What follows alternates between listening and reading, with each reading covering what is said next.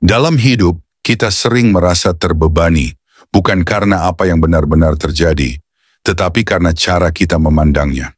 Kita menggenggam terlalu erat pada orang, pada masa lalu, pada rencana yang tak berjalan, bahkan pada hal-hal kecil yang tidak lagi memberi makna. Kita takut kehilangan, padahal sebagian dari kehidupan adalah tentang kehilangan itu sendiri. Stoikisme mengajarkan kita bahwa kebebasan sejati bukan datang dari memiliki lebih banyak, melainkan dari kemampuan untuk melepaskan dengan sadar. Melepaskan bukan berarti menyerah, tetapi memahami bahwa tidak semua hal harus berada dalam genggaman kita.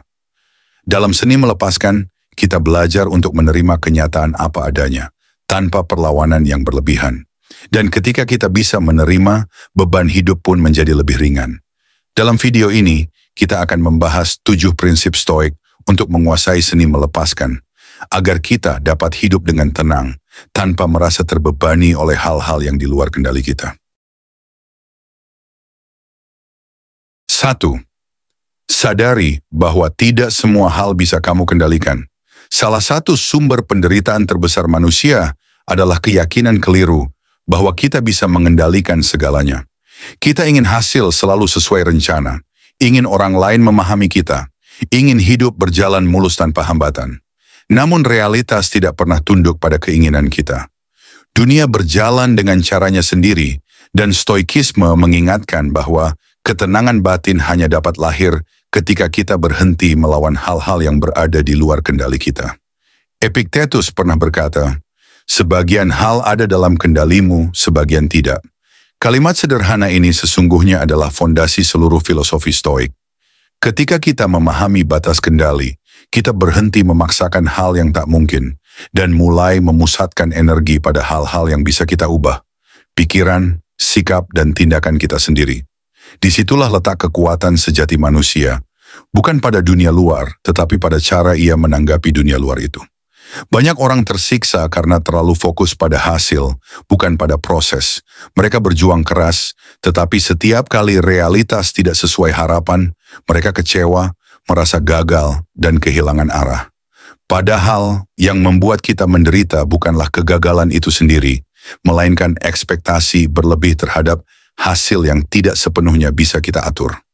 Stoikisme mengajarkan bahwa penderitaan emosional bisa berkurang drastis ketika kita memisahkan antara apa yang bisa kita kendalikan dan apa yang tidak. Contohnya sederhana, kamu tidak bisa mengendalikan apa yang orang lain pikirkan tentangmu, tapi kamu bisa mengendalikan bagaimana kamu bersikap terhadapnya. Kamu tidak bisa mengendalikan cuaca, tapi kamu bisa memutuskan untuk tetap tenang meski rencana terganggu. Kamu tidak bisa mengendalikan masa lalu, tapi kamu bisa mengendalikan bagaimana kamu memaknainya. Dengan menyadari perbedaan ini, kamu mulai membebaskan diri dari beban yang sebenarnya tidak pernah menjadi tanggung jawabmu. Dalam konteks psikologi modern, prinsip ini sejalan dengan konsep locus of control, yaitu pusat kendali diri. Orang dengan internal locus of control memahami bahwa meski banyak hal di luar dirinya tidak bisa dikendalikan, ia tetap memiliki kuasa atas bagaimana menanggapinya. Sementara mereka yang memiliki external locus of control cenderung menyalahkan keadaan, merasa menjadi korban, dan hidup dalam rasa frustrasi. Dengan melatih kesadaran stoik, kamu menggeser kendali kembali ke dalam dirimu. Namun tentu saja kesadaran ini tidak datang dengan mudah. Ego manusia selalu ingin merasa berkuasa, selalu ingin memastikan segalanya berjalan sesuai kehendaknya. Maka ketika kenyataan tidak berpihak, muncul rasa marah, kecewa, bahkan dendam. Disinilah latihan stoik dimulai, bukan untuk menolak emosi, tetapi untuk memahami bahwa emosi adalah reaksi alami yang perlu diobservasi, bukan diikuti secara membabi buta.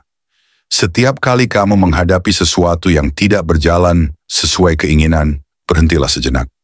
Tanyakan pada dirimu, apakah ini sesuatu yang bisa aku kendalikan? Jika tidak, lepaskan. Jangan menambah penderitaan dengan berusaha memaksa dunia agar sesuai kehendakmu. Jika ya, lakukan yang terbaik dalam batas kemampuanmu, lalu terimalah hasilnya dengan lapang dada. Itulah keseimbangan antara usaha dan penerimaan yang diajarkan stoikisme. Marcus Aurelius menulis dalam Meditations, Kamu memiliki kekuatan atas pikiranmu, bukan atas kejadian di luar dirimu. Sadari itu, dan kamu akan menemukan kekuatan. Kalimat itu mengingatkan kita bahwa kendali sejati bukan tentang memerintah dunia, melainkan tentang memerintah diri sendiri. Saat kamu belajar untuk tidak bereaksi secara berlebihan terhadap hal-hal di luar kendali, kamu mulai menemukan bentuk kebebasan yang tidak bisa diberikan oleh siapapun. Bayangkan hidupmu seperti kapal yang berlayar di laut. Angin dan gelombang tidak bisa kamu atur, tetapi arah layar dan kemudi sepenuhnya di tanganmu. Lautan bisa bergelora, tetapi jika kamu tenang di dalam, kapalmu tidak akan tenggelam. Begitu pula dengan hidup. Dunia boleh bergejolak, orang boleh berubah, situasi boleh mengecewakan. Tapi jika kamu mampu menjaga kendali atas pikiranmu, kamu tidak akan pernah kehilangan keseimbangan batin. 2. Terima kenyataan, apa adanya, bukan seperti yang kamu inginkan. Kehidupan seringkali tidak berjalan seperti yang kita harapkan. Orang yang kita percayai bisa mengecewakan, rencana yang kita susun dengan hati-hati bisa gagal total, dan keadaan yang kita harapkan berubah justru tetap seperti semula. Dalam momen-momen seperti itu, kebanyakan orang merasa hidup tidak adil. Mereka mengeluh, menolak kenyataan dan bertanya, "Kenapa harus aku?" Tapi bagi para filsuf Stoik, pertanyaan yang seharusnya kita ajukan bukanlah, "Kenapa ini terjadi padaku?" melainkan, "Bagaimana aku bisa menanggapi ini dengan bijak?" Menerima kenyataan bukanlah tanda kelemahan, tapi bentuk kedewasaan batin. Stoikisme tidak mengajarkan kita untuk pasrah tanpa usaha, melainkan untuk berhenti berperang dengan hal yang tidak bisa kita ubah. Ketika kita terus berharap dunia menyesuaikan diri dengan keinginan kita, kita menciptakan penderitaan ganda. Bukan hanya karena peristiwa buruk itu sendiri, tapi juga karena penolakan batin terhadap realitas yang sedang terjadi. Marcus Aurelius menulis, "Cintailah takdirmu, karena di dalamnya terkandung kehidupanmu." Prinsip ini dikenal sebagai amor fati, mencintai takdir. Artinya, bukan sekadar menerima, tetapi memeluk kenyataan dengan lapang dada, seolah-olah apapun yang terjadi adalah bagian dari perjalanan yang memang harus kamu lalui. Dengan sikap seperti ini, kamu berhenti melawan arus kehidupan dan mulai mengalir bersamanya. Namun menerima kenyataan bukanlah hal yang mudah, terutama ketika kenyataan itu menyakitkan. Ketika seseorang yang kamu cintai meninggalkanmu, ketika mimpi besar yang kamu perjuangkan hancur di depan mata, atau ketika kamu diperlakukan tidak adil. Pikiran rasional mungkin bisa mengatakan, "Ya, aku harus menerima," tapi hati seringkali memberontak. Disinilah latihan Stoik diuji. Bukan di saat segalanya baik-baik saja, tapi justru di saat dunia tampak berantakan. Kuncinya adalah memahami bahwa penderitaan emosional sering muncul dari perlawanan terhadap kenyataan. Ketika kamu berkata, "Seharusnya tidak begini," kamu sedang menolak realitas. Padahal kenyataan tidak berubah hanya karena kamu menolaknya. Dengan menerima, kamu tidak sedang menyerah, tapi sedang berhenti menyia-nyiakan energi untuk hal yang tak bisa diubah. Energi itu bisa kamu arahkan untuk hal yang masih mungkin kamu perbaiki, yaitu dirimu sendiri.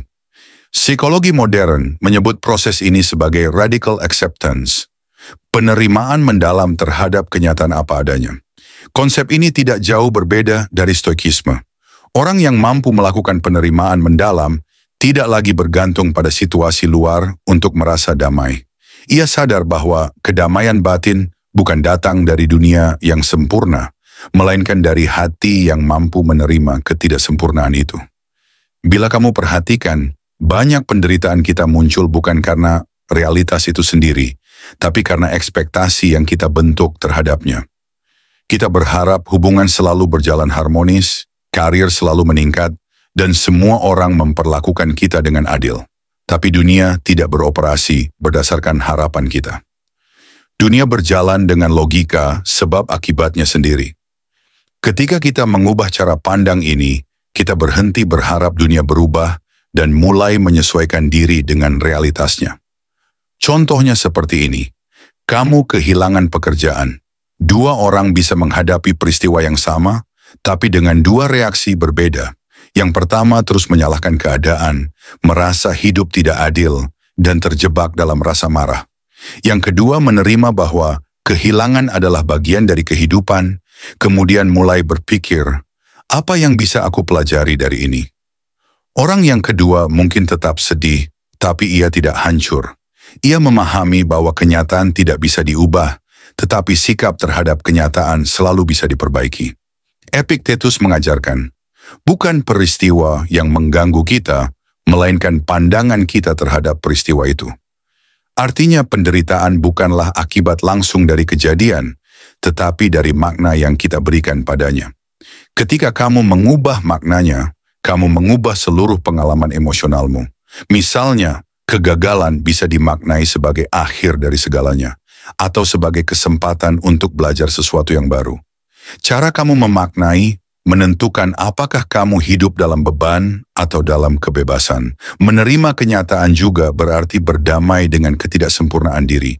Banyak orang sulit hidup tenang bukan karena dunia yang keras, tapi karena mereka terus menuntut diri sendiri untuk selalu sempurna. Mereka tidak bisa memaafkan kesalahan masa lalu, tidak bisa menerima bahwa mereka pernah gagal atau pernah membuat keputusan yang buruk. Tapi stoikisme mengajarkan belas kasih terhadap diri sendiri. Jika kamu tahu bahwa kamu hanyalah manusia, makhluk yang belajar lewat kesalahan, maka kamu akan lebih mudah memaafkan dirimu. Dan dari situ kamu akan lebih mudah memaafkan dunia. Ketiga, lepaskan keterikatan emosional pada hasil dan pengakuan. Salah satu bentuk beban terbesar dalam hidup manusia adalah keterikatan pada hasil dan pengakuan. Kita hidup di dunia yang terus mendorong kita untuk berprestasi, diakui, dan dianggap berhasil oleh orang lain. Sejak kecil kita diajarkan bahwa nilai diri ditentukan oleh pencapaian. Akibatnya, tanpa sadar kita menautkan kebahagiaan pada hasil, bukan pada proses. Kita bekerja keras bukan hanya untuk berkembang, tapi untuk dipuji. Kita menolong orang bukan hanya karena tulus, tapi karena ingin diakui. Dan ketika hasil tidak sesuai harapan, atau ketika pengakuan tidak datang, kita merasa hampa, gagal, bahkan tidak berharga. Filosofi Stoik mengingatkan kita bahwa keterikatan seperti itu adalah sumber penderitaan batin yang halus, tapi dalam. Marcus Aurelius menulis, berbuatlah dengan baik, lalu lupakan. Jangan menunggu hasil atau pujian.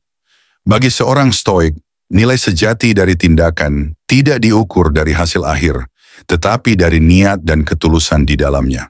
Karena hasil adalah sesuatu yang tidak sepenuhnya berada dalam kendali kita. Ia bergantung pada banyak faktor di luar diri. Tapi sikap, usaha, dan integritas adalah sesuatu yang selalu bisa kita pilih. Ketika kamu terlalu bergantung pada hasil, kamu menjerat dirimu dalam lingkaran yang tak pernah berakhir. Setiap kali kamu berhasil, kamu ingin lebih lagi. Tapi ketika kamu gagal, kamu merasa kehilangan makna. Ini membuat hidup terasa seperti perlombaan yang tidak pernah selesai. Sementara jika kamu belajar menikmati proses, kamu menemukan kedamaian bahkan di tengah ketidakpastian. Karena kamu tahu, kamu telah melakukan yang terbaik dan itu sudah cukup. Epictetus mengajarkan bahwa tugas manusia bukan memastikan hasil, tapi menjalankan perannya sebaik mungkin. Ia memberi contoh seorang pemanah. Tugas sang pemanah adalah mengarahkan busur, membidik dengan fokus, dan melepaskan panah dengan tenang. Setelah itu, arah angin dan jarak sasaran tidak lagi berada dalam kendalinya. Begitu pula dalam hidup. Kita bisa berusaha sebaik mungkin, tapi hasil akhirnya ditentukan oleh banyak hal yang tidak bisa kita kontrol. Jika kamu hanya bahagia ketika panahmu tepat mengenai sasaran, maka kebahagiaanmu rapuh. Tapi jika kamu bahagia karena telah menembak dengan sepenuh hati, maka kamu akan tenang apapun hasilnya. Dalam dunia modern yang dipenuhi kompetisi dan validasi sosial, prinsip ini menjadi semakin relevan. Media sosial misalnya, telah membuat banyak orang terjebak dalam pencarian pengakuan. Mereka menilai nilai diri dari jumlah likes atau pujian yang diterima. Mereka lupa bahwa pengakuan tidak pernah cukup untuk mengisi kekosongan batin. Pengakuan hanyalah cermin sesaat, tidak bisa menjadi sumber nilai diri yang sejati. Jika kamu menggantungkan kebahagiaan pada pandangan orang lain, kamu sedang menyerahkan kendali emosimu kepada dunia luar. Dan itu berarti kamu hidup dengan beban yang tidak perlu. Lepas dari keterikatan terhadap hasil dan pengakuan, bukan berarti kamu berhenti bermimpi atau berusaha. Tapi kamu berusaha tanpa bergantung pada hasil, dan berkarya tanpa haus akan pujian. Kamu tetap memberikan yang terbaik, namun kamu tidak membiarkan hasil menentukan kedamaianmu.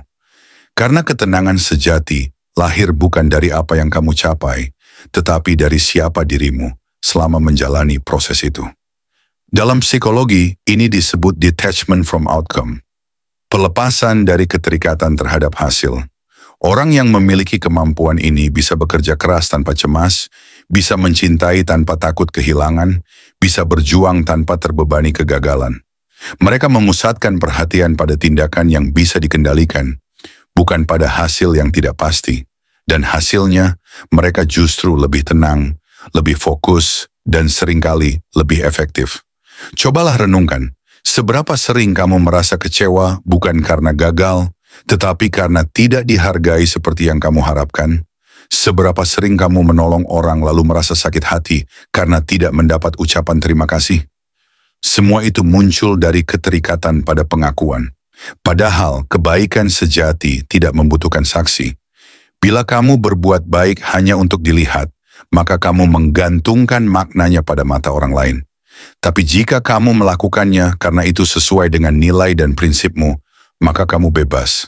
Seneca menulis, kita tidak pernah tenang selama kita bergantung pada pendapat orang lain.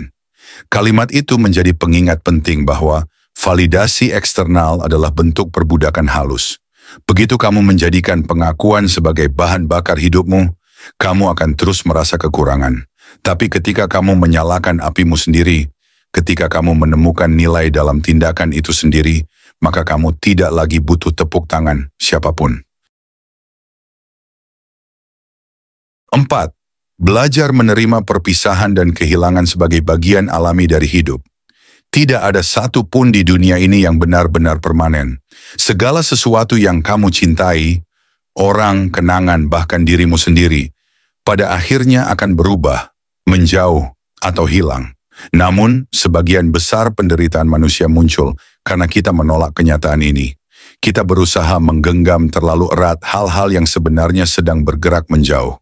Kita berusaha menahan waktu agar tidak berlalu, seolah-olah keabadian adalah hak yang bisa kita miliki. Padahal, perubahan dan kehilangan adalah hukum alami yang tidak bisa ditawar. Bagi para filsuf Stoik, kesadaran akan kefanaan bukan sesuatu yang harus ditakuti, melainkan sesuatu yang perlu diterima dengan bijak. Marcus Aurelius menulis, segalanya berubah dan kita pun ikut berubah bersamanya. Kalimat ini bukan sekadar refleksi, tapi pengingat bahwa hidup adalah arus yang terus bergerak. Ketika kamu berusaha melawan arus itu, kamu akan kelelahan. Tapi ketika kamu belajar mengalir bersamanya, kamu akan menemukan kedamaian yang tenang, bahkan di tengah kehilangan. Kehilangan seringkali terasa begitu menyakitkan, karena di dalamnya ada keterikatan yang dalam. Pada rasa, pada kebiasaan, pada harapan. Kita tidak hanya kehilangan seseorang, tapi juga kehilangan bagian dari diri yang pernah hidup bersama orang itu. Namun Stoikisme mengajarkan, justru karena hidup ini sementara, setiap momen menjadi berharga. Setiap pertemuan menjadi sebuah anugerah, dan setiap perpisahan menjadi pengingat bahwa kita harus mencintai tanpa bergantung, memiliki tanpa merasa memiliki, dan hidup tanpa takut kehilangan. Epictetus pernah berkata, ketika kamu mencium anakmu, katakan dalam hati, aku mencium makhluk fana. Ucapannya terdengar keras, bahkan dingin, tapi di baliknya tersimpan kebijaksanaan mendalam. Ia tidak bermaksud mendorong ketidakpedulian, melainkan kesadaran. Ia mengingatkan kita agar mencintai tanpa ilusi keabadian, agar tidak hancur ketika sesuatu atau seseorang harus pergi.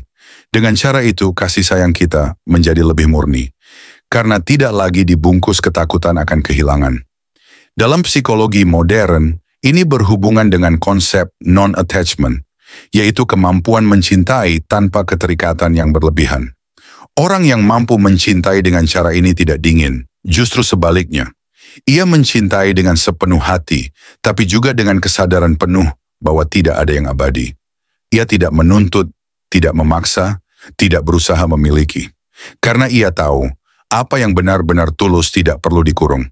Cobalah merenung. Berapa banyak penderitaan dalam hidupmu yang muncul karena kamu tidak siap kehilangan? Kamu takut hubungan berakhir, takut status berubah, takut orang yang kamu cintai pergi. Namun kenyataannya, hidup selalu bergerak. Orang datang dan pergi, keadaan berubah, waktu terus berjalan. Ketika kamu mencoba menolak semua itu, kamu bukan sedang menjaga kebahagiaanmu, tapi justru menahannya dalam penjara ketakutan. Stoikisme tidak meminta kita untuk berhenti merasakan kesedihan. Kehilangan tetap menyakitkan, bahkan bagi yang paling bijak sekalipun. Tapi perbedaannya adalah, orang bijak tidak menolak rasa sakit itu. Ia membiarkan kesedihan hadir, ia rasakan, ia pahami, tapi ia tidak membiarkan dirinya tenggelam di dalamnya. Karena ia tahu, rasa sakit hanyalah bagian dari siklus kehidupan, bukan akhir dari kehidupan itu sendiri. Marcus Aurelius menulis dalam Meditations, segala sesuatu yang indah memiliki waktu yang singkat. Ketika kamu menyadari itu, kamu mulai mencintai dengan cara yang berbeda. Kamu tidak lagi memegang erat, tapi menggenggam lembut. Kamu menghargai setiap momen karena kamu tahu semuanya sementara. Kamu berhenti bertanya, mengapa harus berakhir? Dan mulai berkata, terima kasih karena pernah terjadi. Dan kalimat itu, sesederhana apapun, bisa membebaskanmu dari penderitaan yang panjang. Kehilangan juga mengajarkan kita untuk melihat makna di balik perubahan. Setiap kali sesuatu pergi dari hidupmu, ruang baru tercipta untuk hal lain masuk. Kadang kehilangan bukan hukuman, melainkan jalan menuju pertumbuhan. Seseorang pergi agar kamu belajar berdiri sendiri. Sebuah kegagalan terjadi agar kamu memahami makna sabar dan tangguh. Hidup memang seringkali tidak menjelaskan alasannya di awal, tapi jika kamu mampu menerima setiap perpisahan dengan hati terbuka, kamu akan menyadari bahwa setiap kehilangan membawa pelajaran yang tidak bisa diajarkan oleh keberadaan itu sendiri. Dalam perjalanan batin seorang stoik, kemelekatan adalah akar penderitaan. Dan cara untuk membebaskan diri bukan dengan menolak cinta, tapi dengan mencintai tanpa ketergantungan. Dengan berkata dalam hati, aku akan menikmati ini selagi ada, dan ketika waktunya pergi, aku akan melepaskannya dengan tenang. Sikap seperti ini membuat hatimu tetap terbuka, namun tidak lagi bergantung. Kamu bisa mencintai dengan sepenuh hati, tapi juga bisa melepaskan dengan sepenuh kesadaran. 5. Hentikan kebiasaan mengulang masa lalu di pikiranmu.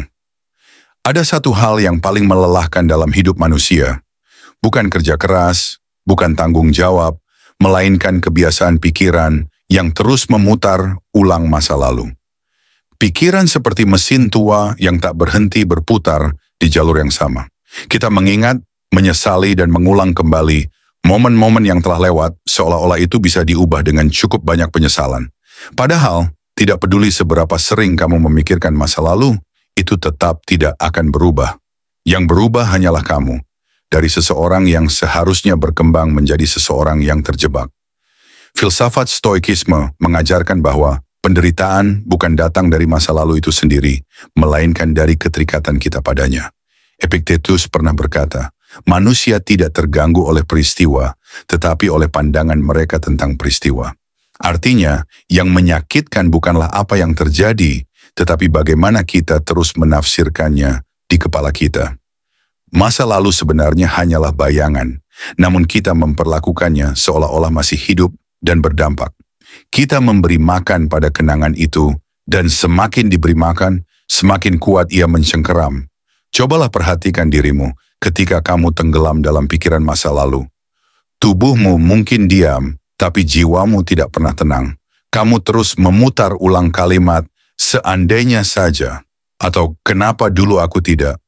Padahal setiap kali kamu mengulang masa lalu, kamu sedang menolak kenyataan bahwa hidupmu sudah berpindah halaman. Kamu memaksa dirimu untuk tetap tinggal di bab yang sudah selesai ditulis.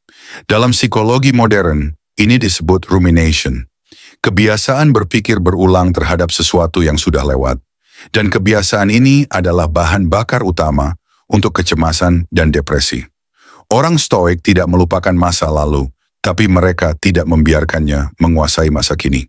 Marcus Aurelius dalam Meditations sering menulis kepada dirinya sendiri untuk tidak membuang waktu pada hal-hal yang tidak bisa diubah. Ia sadar, setiap detik yang dilewati untuk menyesali hal yang telah lewat adalah detik yang mencuri kesempatan untuk hidup dengan sadar hari ini. Prinsip Stoik bukan menghapus masa lalu, tetapi mengakui bahwa itu sudah selesai. Dan tugas kita sekarang adalah hidup dengan bijak berdasarkan apa yang telah kita pelajari darinya. Kebiasaan mengulang masa lalu biasanya muncul dari dua sumber. Rasa bersalah dan rasa kehilangan. Kita merasa bersalah atas kesalahan yang pernah kita buat, atau kita merasa kehilangan sesuatu yang dulu membuat kita bahagia. Tapi dalam Stoikisme, keduanya dipandang sebagai latihan batin. Rasa bersalah adalah pengingat untuk menjadi lebih baik hari ini, bukan alat untuk menyiksa diri. Rasa kehilangan adalah guru yang mengajarkan kita bahwa tidak ada yang kekal. Dan kesadaran akan kefanaan ini, memento mori, justru membuat kita lebih menghargai apa yang kita miliki saat ini. Untuk bisa berhenti mengulang masa lalu, kamu harus melatih pikiranmu seperti melatih otot. Setiap kali pikiranmu mulai menari di sekitar kenangan lama, sadari dan tarik kembali ke realitas. Tanyakan pada dirimu, apakah hal ini masih bisa aku ubah? Jika tidak, lepaskan. Tidak dengan paksaan, tapi dengan pemahaman. Karena melepaskan bukan berarti melupakan. Melepaskan berarti berhenti memberi kekuasaan pada hal yang sudah tidak hidup. Bayangkan pikiranmu seperti sungai. Masa lalu adalah batu besar yang menghalangi arus. Kamu bisa terus-menerus mendorong batu itu sambil marah karena tak bisa bergerak maju, atau kamu bisa belajar mengalir di sekitarnya. Air yang bijak tidak melawan batu. Ia mencari jalan baru, tetap mengalir, dan akhirnya mencapai laut. Begitu pula manusia yang memahami seni melepaskan. Ia tidak lagi menuntut masa lalu untuk menjadi indah. Ia hanya belajar menerima bahwa semua itu pernah terjadi, dan kini ia sedang bergerak menuju versi dirinya yang lebih tenang. Hidup akan terasa jauh lebih ringan ketika kamu berhenti memutar ulang hal-hal yang tidak bisa diperbaiki. Karena pada akhirnya, beban terbesar bukan berasal dari apa yang kamu pikul hari ini, melainkan dari apa yang kamu bawa dari masa lalu. Stoikisme mengingatkan kita bahwa masa lalu bukan penjara, melainkan pelajaran. Kamu tidak diciptakan untuk hidup dalam kenangan, tetapi untuk tumbuh dari pengalaman. Maka berhentilah menonton ulang kisah yang sudah selesai. Bukalah halaman baru dan biarkan masa lalu menjadi bagian dari cerita, bukan pusat dari hidupmu. 6. Belajarlah menerima bahwa kehilangan adalah bagian dari hidup. Salah satu sumber penderitaan terbesar manusia adalah penolakannya terhadap kehilangan.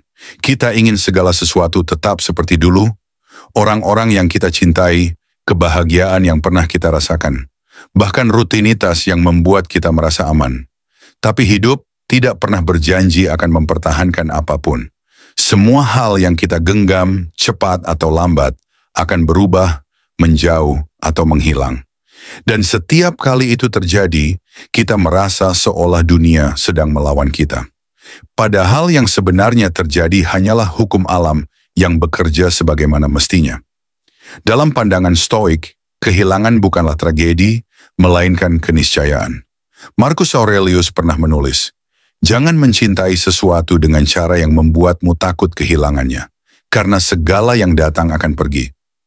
Kalimat ini tidak mengajarkan kita untuk menjadi dingin atau acuh, tetapi untuk mencintai dengan kesadaran bahwa tidak ada yang kekal. Ketika kita menyadari sifat sementara dari segala hal, kita tidak lagi mencintai dengan rasa takut, melainkan dengan rasa syukur. Kita berhenti berkata, semoga ini tidak berakhir, dan mulai berkata, terima kasih karena ini pernah terjadi.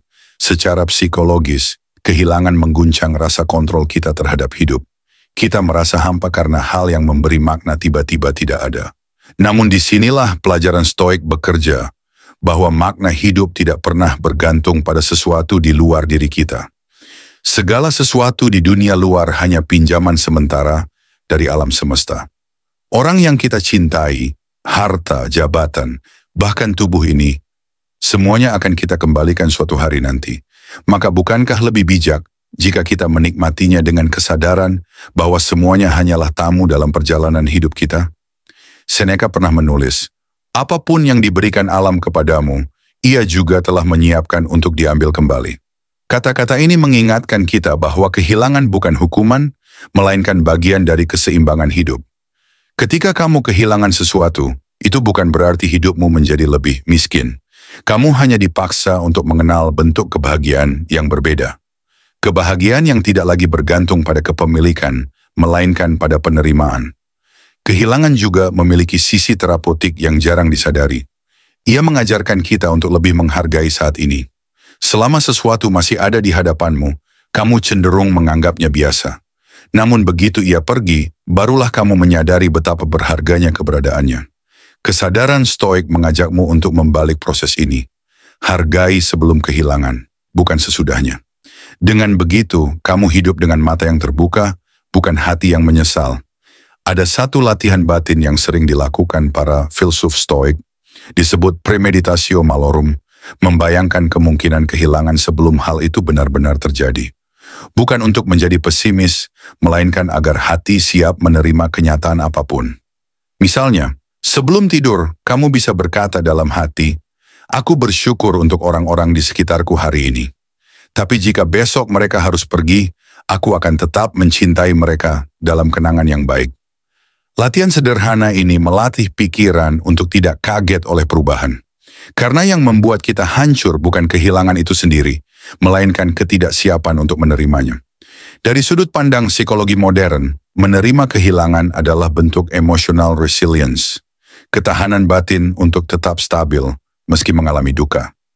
Resiliensi tidak berarti kamu tidak merasakan sedih, tetapi kamu mampu memberi makna baru pada kesedihan itu. Kamu tidak lagi menolak realitas, melainkan memeluknya dengan kesadaran bahwa ini adalah bagian dari hidup yang sedang mengajarimu sesuatu. Bayangkan hidup seperti taman. Bunga yang mekar hari ini akan layu esok, dan daun yang jatuh memberi ruang bagi tunas baru. Jika kamu memaksa semua bunga untuk tetap mekar selamanya, taman itu akan kehilangan siklus hidupnya. Begitu pula dirimu, kamu tidak bisa mempertahankan segalanya tanpa kehilangan arah dari siapa kamu sebenarnya. Kehilangan, sesakit apapun, selalu membawa ruang kosong yang siap diisi oleh pertumbuhan baru. Ketika kamu bisa menerima kehilangan dengan hati terbuka, kamu mulai menyadari bahwa tidak ada yang benar-benar hilang.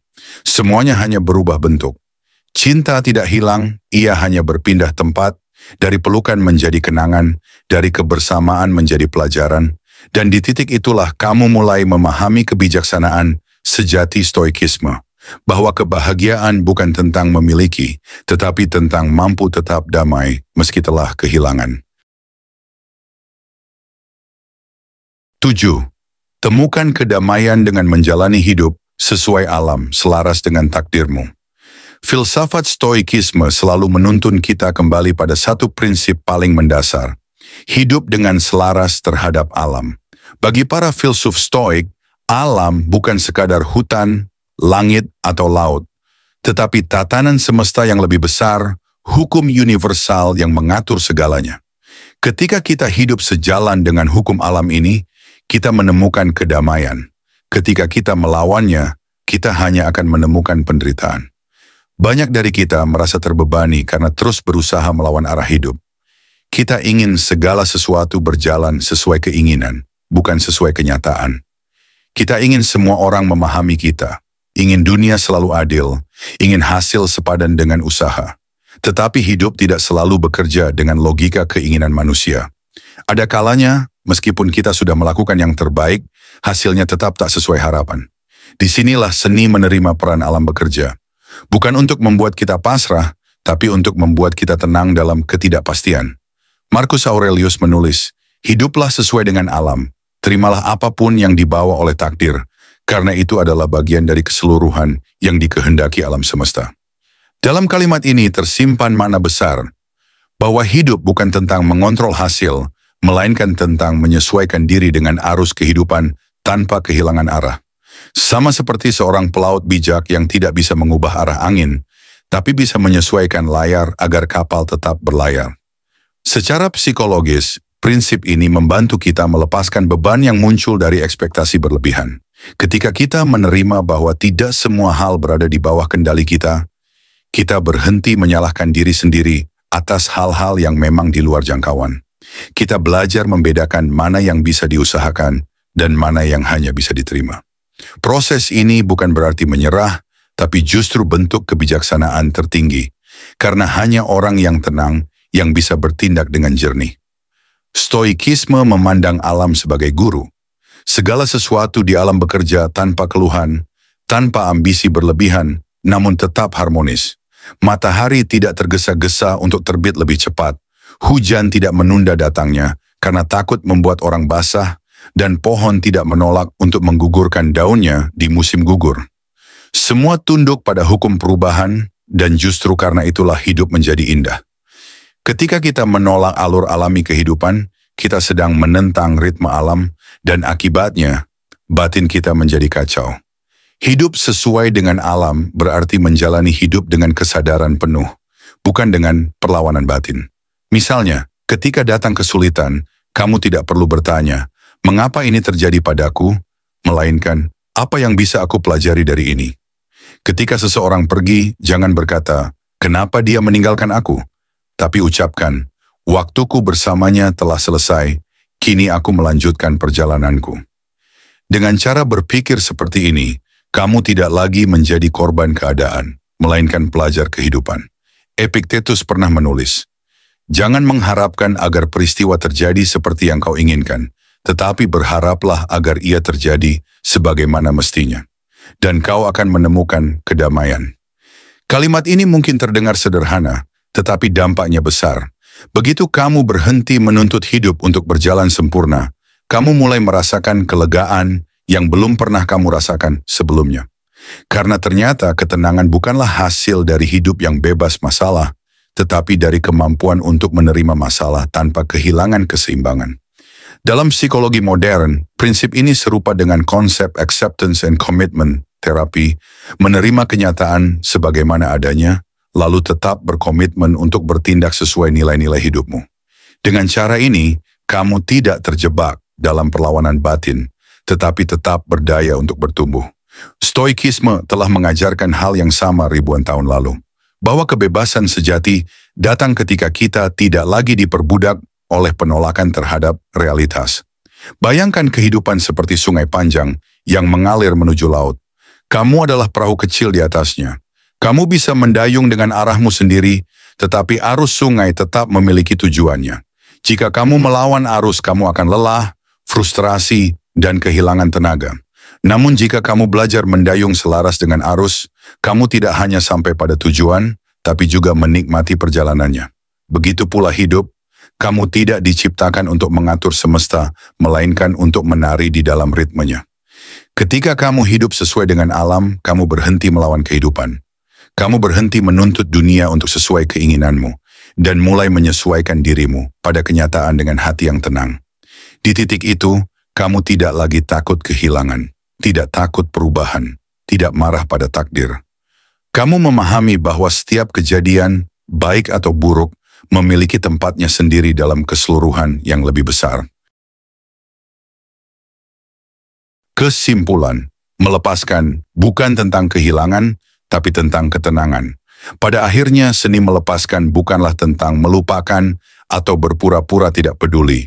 Melepaskan adalah tentang berdamai dengan masa lalu, dengan diri sendiri, dan dengan cara kerja kehidupan yang tidak selalu bisa kita kendalikan. Stoikisme mengajarkan kita bahwa beban hidup tidak berasal dari apa yang menimpa kita, tetapi dari cara kita bereaksi terhadapnya. Semakin kita berusaha menggenggam hal-hal yang memang harus pergi, semakin berat langkah kita untuk maju.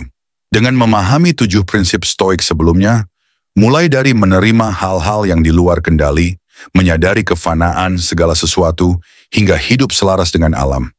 Kita belajar bahwa kedamaian bukan hasil dari situasi eksternal, melainkan keadaan batin. Ketika kita berhenti melawan alur kehidupan, berhenti mengulang masa lalu, dan mulai menerima bahwa kehilangan adalah bagian dari perjalanan, kita menemukan kebebasan yang sejati, kebebasan dari penderitaan yang kita ciptakan sendiri. Melepaskan bukan berarti menyerah. Justru di sanalah letak kekuatan tertinggi manusia. Ketika ia mampu mencintai tanpa memiliki, mampu berusaha tanpa terikat hasil, dan mampu hidup tanpa terbebani masa lalu. Stoikisme mengingatkan kita bahwa tidak ada satupun di dunia ini yang benar-benar milik kita, kecuali cara kita menanggapi hidup. Maka jika kamu ingin hidup dengan tenang, lepaskan keinginan untuk mengendalikan segalanya. Izinkan hidup mengalir apa adanya. Terimalah bahwa segala sesuatu datang dan pergi pada waktunya. Dan di setiap kehilangan, temukan pelajaran untuk menjadi lebih bijak, lebih kuat, dan lebih damai. Karena pada akhirnya, orang yang benar-benar bebas bukanlah dia yang memiliki segalanya, melainkan dia yang tidak lagi takut kehilangan apapun.